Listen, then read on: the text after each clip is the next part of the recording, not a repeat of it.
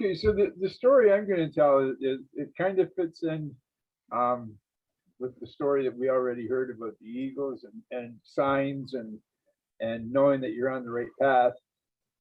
And last year, when Oliver first started talking to me about doing 101 to wagons, and we kept looking at, okay, when are we going to get started? When are we going to get started?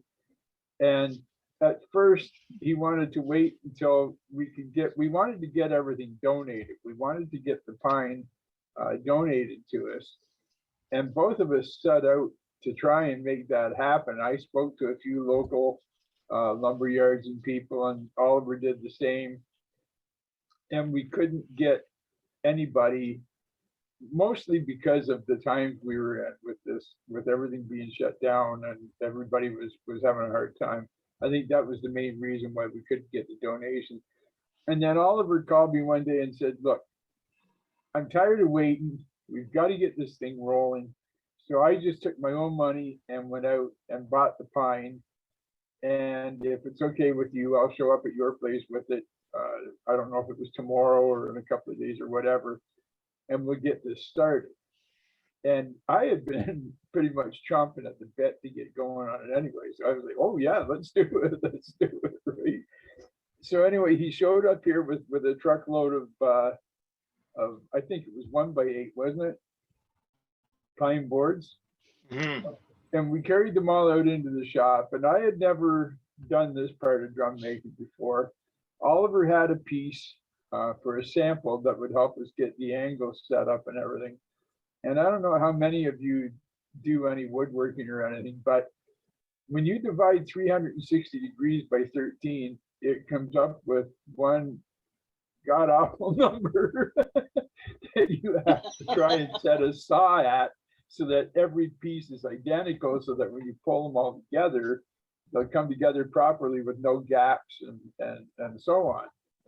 So I had never done any of this before. We carried all the lumber in, and we started talking about, okay, this is the first step. We had to rip it all into full lengths. So we did that, I think around 2.5 inches.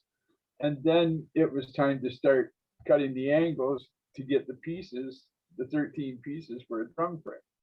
So we used all of and I saw, according to his sample, as accurately as we could, just used it for a jig, pushed it up against the saw blade, got it lined up properly, and then locked my saw down so it would stay in that position. And we cut the first 13 pieces, just hoping that we were going to be somewhere close to being able to put a drum together. Because if you're up by 1/2 degree, it's not going to work. It's got to be pretty much dead on. So we went ahead and we cut the first 13 pieces. We took them over to the table. We set them all down and glued them, and we wrapped the strap. There's a strap that goes around it that brings the whole thing together.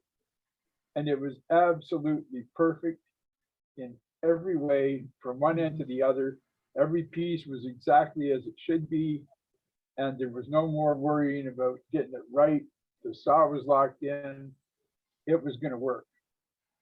And from that time forward, Oliver left shortly after that. I went ahead and cut the 1,313, which is exactly what the number of pieces in 101 wagons, plus a few extras just to make sure, you know, we had no faults, right?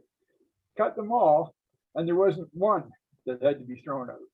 Every one of them came out exactly perfect, the way it was supposed to be, the way it was planned. And what that told me more than anything was that not only we were on the right path with this project, but the timing of Oliver going out and buying that lumber when he did, getting in here when he did, the two of us being in good health and being able to get together in the shop and do that work that day. Every last aspect of that was exactly perfect, because every piece of every drum frame and every drum frame turned out perfect. So that's my good story. Thanks.